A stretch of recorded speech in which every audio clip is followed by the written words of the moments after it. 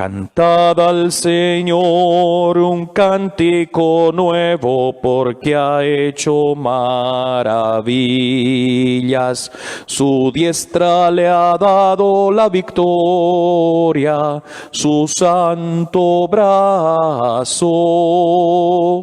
Aleluya, aleluya, el Señor es nuestro Rey. Aleluya, aleluya, el Señor es nuestro Rey. El Señor esté con ustedes.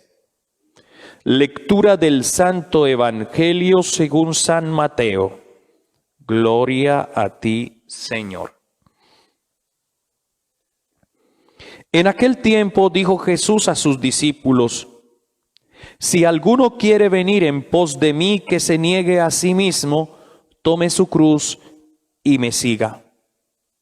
Porque quien quiere salvar su vida la perderá, pero el que la pierda por mí la encontrará.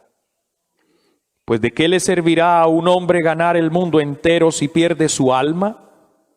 ¿O qué podrá dar para recobrarla? Porque el Hijo del Hombre vendrá con la gloria de su Padre entre sus ángeles, y entonces pagará a cada uno según su conducta.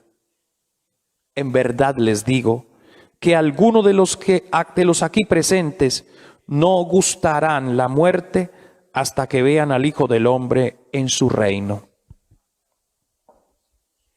Palabra del Señor. Gloria a ti, Señor Jesús.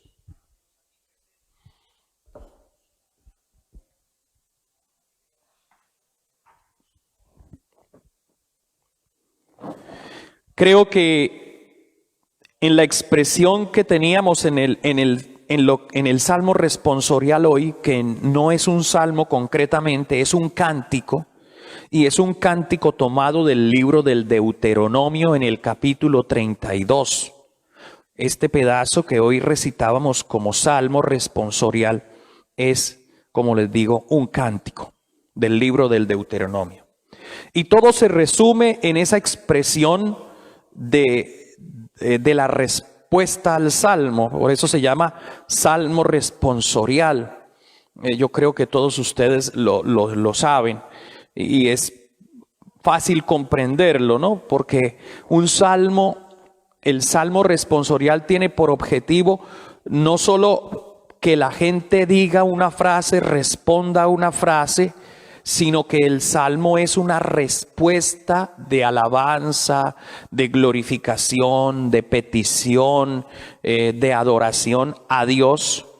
Cuando hemos escuchado su palabra, entonces cuando escuchamos la primera lectura, que es Dios quien nos salva, nos habla, es Dios quien nos habla, como respuesta el hombre canta un cántico, hace un salmo, eleva una plegaria. Es un diálogo. ¿Ven? Entonces, Dios que habla, hoy por ejemplo a través de la profecía de Nahum, el hombre que responde con un cántico. Sí me hago entender, por eso se llama salmo responsorial, no solo porque la gente repite una frase en cada estrofa, sino porque el salmo o el cántico responde a Dios ante la promesa, ante la voz del Señor que nos anuncia, que nos profetiza, que nos dice, que nos habla. Y entonces con este cántico en el capítulo 32 del libro del Deuteronomio le respondemos al Señor que Él es el que da la muerte y la vida. Que se nos grabe en el corazón y en la mente: yo doy la muerte y la vida. Esto me hace ir un poquito a ese evangelio, a ese trozo del evangelio donde Jesús le enseña a sus discípulos: no le tengan miedo al que mata el cuerpo, pero no puede hacerle daño al alma. Teman mejor a aquel que puede llevar a la gehenna alma y cuerpo, o cuerpo y alma. Es muy parecido. Dios da la muerte y la vida. Y es que en el libro de Nahum, que escuchábamos hoy, es un libro pequeñito, profético. El Señor está llenando de esperanza al pueblo de Israel. La primera parte, si uno no está atento, se puede quedar solo con la segunda como una amenaza. Pero es que el Señor no está amenazando a los buenos, está amenazando a aquellos que han sido llamados muchas veces a la conversión, pero no se han convertido. ¿Sí? Entonces, el texto de hoy en la profecía de Nahum comienza hablando de cosas buenas. He aquí sobre los montes los pies del mensajero que proclama la paz. De hecho, así era el himno que recitábamos esta mañana al inicio del oficio de lectura. Qué hermosos, qué divinos son los pies del mensajero que trae la paz a su pueblo. Y este mensajero le dice al pueblo: celebra tus fiestas, Judá, cumple tus votos, que no pasará más por ti el perverso. Hay una promesa: el Señor va a frenar el mal, va a dejar que pase el malvado, va a evitar, que pase el malvado, va a evitar que siga la destrucción. Se acabó la destrucción, dice aquí la palabra. Pues restaurará el Señor la dignidad de Jacob y de Israel. Los desoladores los habían asolado, habían destrozado sus sarmientos. Entonces, al pueblo de Israel, a su pueblo elegido, a nosotros los hijos de Dios, el Señor nos dice: tranquilos, celebra tus fiestas, cumple tus votos, ya no pasará más el perverso. Y entonces luego hace la amenaza. ¿A quién se la hace? A aquellos que han sido malos y han dañado a sus hijos, a su pueblo, y les dice: ay de la ciudad sanguinaria. ¿A quién se refiere? Al final del texto encontramos: Nínive está devastada. La ciudad de Nínive, acuérdense que esa ciudad aparece también en el libro del profeta Jonás, cuando Dios le pide a Jonás que vaya a proclamar que va a ser destruida, y entonces Jonás no quiere ir. El Señor lo obliga, lo lleva hasta las playas a través de un signo muy simpático que es el de llevarlo con la ballena. Jonás predica durante 3 días por todas las calles de Nínive que se conviertan. Ellos hacen penitencia, piden perdón, se convierten y Dios los perdona. ¿Se acuerdan de ese episodio? Bueno, pues esta Nínive, dice el Señor aquí, está devastada. Ay de la ciudad sanguinaria. Eran los que estaban oprimiendo a su pueblo, eran los que estaban desolándolo, eran los que lo estaban destruyendo. Entonces Dios toma represalias contra la ciudad de Nínive. Esa ciudad sanguinaria, toda ella mentira, dice, llena de rapiña, insaciable de botín, ruido de látigo, estrépito de ruedas, golpe de caballos, brincos de carros, asalto de caballería, brillo de espada, fulgor de lanza, heridos sin cuento, montones de muertos, cadáveres sin fin tropiezan en cadáveres. Echaré sobre ti inmundicias, te deshonraré públicamente, todo el que te vea huirá de ti diciendo: Nínive está devastada, ¿quién se compadecerá? Todo esto porque los ninivitas no se quieren convertir, porque están dañando. Entonces están destruyendo, y Dios pues tiene que defender a los suyos, tiene que defender a los buenos. Miren, la muerte humana, el mal que padecemos en el mundo, no es un castigo de Dios. Eso quiero que lo comprendamos, por favor. Porque cuando vemos todo esto, decimos: ay, sí, Dios está. No.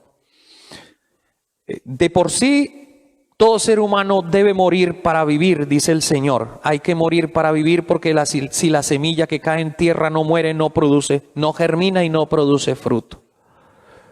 Hay que morir a la maldad, hay que morir al pecado, hay que morir a lo caduco, a lo temporal, a lo pasajero, hay que morir.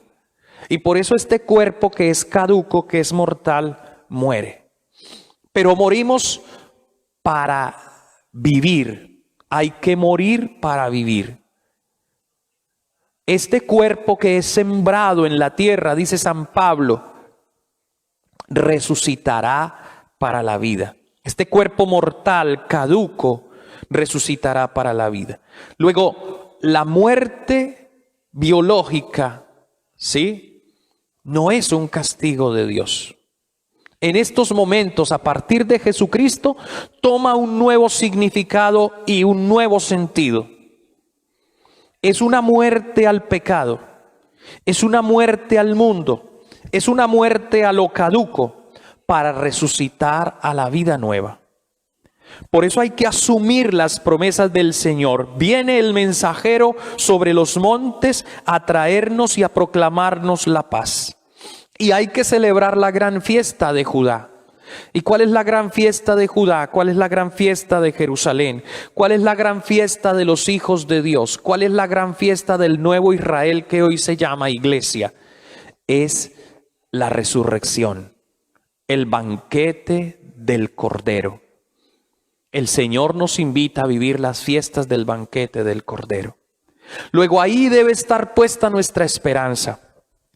Yo no puedo decir que no es doloroso y no recibe uno un golpe fuerte en su corazón cuando escucha sobre la muerte de tantos seres humanos. Más de 700,000 muertos hay en el mundo a causa de esta pandemia. En Colombia estamos llegando a casi los 12,000. Muchas familias cercanas de vecinos han sido tocadas por la muerte en estos días y de pronto pues uno se consuela cuando son muertes naturales y normales de personas que ya llevaban un proceso y mueren por cualquier causa excepto por el COVID. Cuando decimos que alguien murió por el COVID es mucho más doloroso. Porque son cosas que uno no se espera. Y entonces, por ejemplo, esta mañana, yo no sé, por eso yo le pido disculpas a la persona que me lo dijo, pero guarda uno todavía un poquito de esperanza. Yo espero que no sea. No he tenido información, me disculpan, y eso me conturbó un poco cuando escuché que el padre Pedro había muerto. No sé, mis hijos, no lo sé, no lo puedo asegurar. Pero me conturbó y me confundió, y entonces me hizo pensar en ese momento como en Jesús, que cuando fue a la tumba de su hermano Lázaro, de su amigo Lázaro, se conturbó y lloró frente a la tumba. Y así hacemos frente a nuestros seres queridos. Es muy natural que el ser humano frente a una situación como esta derrame lágrimas, se conturbe, se sienta un poco confundido. Pero eso no significa que hayamos perdido la esperanza. No significa que hayamos perdido ese deseo de estar unidos a Dios y de saber que aunque la muerte nos alcance, la enfermedad nos alcance, el sufrimiento nos alcance, no estamos unidos. A pesar de que eso nos alcance, no significa que no estamos unidos al Señor. A pesar de que la vida nos golpee, que las personas nos persigan, que las personas nos hagan daño, no significa tampoco que Dios se haya olvidado de ti o de mí. A pesar de que me enferme de alguna enfermedad catastrófica, no significa que Dios se ha olvidado de mí. Eso simplemente es el signo claro de que somos seres caducos, que somos frágiles, como dice San Pablo. Llevamos un tesoro en vasijas de barro y este cuerpo es una vasija de barro. Frágil, delgada, que con cualquier golpecito inmediatamente se afecta. Púyate con una aguja chiquita y verá el dolor que te da en el dedo, ¿no? Pégate en una orilla, en el dedito pequeño del pie y verás cómo sientes un dolor infinitamente fuerte. ¿Cierto? ¿Por qué? ¿Qué significa eso? Que algo tan pequeño nos haga sentir tanto dolor. Significa que somos frágiles, que este cuerpo es caduco, que este cuerpo no es eterno. Y entonces tenemos que poner nuestra esperanza en la eternidad. Y saber que el Señor, que es dueño de la vida y de la muerte, sabrá dar a cada cual lo que le corresponde. Sabrá dar a cada cual o la muerte, si vivió contrario a la voluntad de Dios y le hizo daño a sus hermanos, si fue destructivo con sus hermanos, si fue soberbio, si fue orgulloso, si fue prepotente, si dañó, destruyó y nunca se quiso convertir, entonces el Señor dará la muerte. Es justicia. Porque aunque Dios ama inmensamente a sus hijos, no podrá ir en contra de lo que la persona elige. Tienes delante vida y bien, mal y muerte. Tú decides qué escoger. Pero si un hijo de Dios, por más de que Él lo ama, decide el camino del mal y de la muerte y se dedica a hacer daño y a destruir y no cambia y no se le nota en su corazón ni una pizca de arrepentimiento y de deseo de transformación, pues entonces sucederá lo que promete el Señor a la ciudad de Nínive. Ay de ti, ciudad sanguinaria, toda llena de mentira, de rapiña, insaciable. Nínive está devastada. Todos huirán de ti diciendo, Nínive está devastada. ¿Quién se compadecerá? ¿Dónde encontraré a alguien que te consuele? Porque será el momento del llanto y el rechinar de dientes para aquellos que no se arrepintieron. Por eso vivamos en santidad. Hermanos, Él es el dueño de la vida y te la dará. Y así como dice el Evangelio, quien tome su cruz y me siga y pierda su vida por mí, pierda su vida amando, pierda su vida siendo honesto, pierda su vida desgastándola por sus hijos, pierda su vida trabajando honradamente, pierda su vida buscando el bien para los demás, desgaste su vida, su tiempo, haciendo algo por el otro que valga la pena. Esa es su vida, la salvará y el Señor le entregará vida. Pero aquel que se dedica a satisfacerse solo así, en detrimento de la vida de los demás, dándoles sufrimiento y dolor a los que tiene a su alrededor, ese la perderá. Porque está buscando su vida, su placer, su bienestar, no me importa a costa de quién. Entonces, por eso es que el Señor dice, aquel que pierda su vida por mí, por el Evangelio, la salvará, porque ese estará llevando la cruz. En cambio, el que se dedique, bote su cruz y se dedique solo a hacer daño, el Señor le quitará la vida. Recibirá lo que buscó y lo que eligió, la muerte. Yo soy Él, yo doy la vida y la muerte.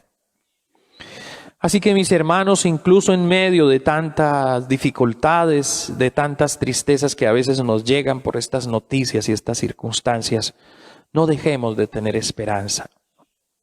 El Señor nos tiende la mano, el Señor nos levanta.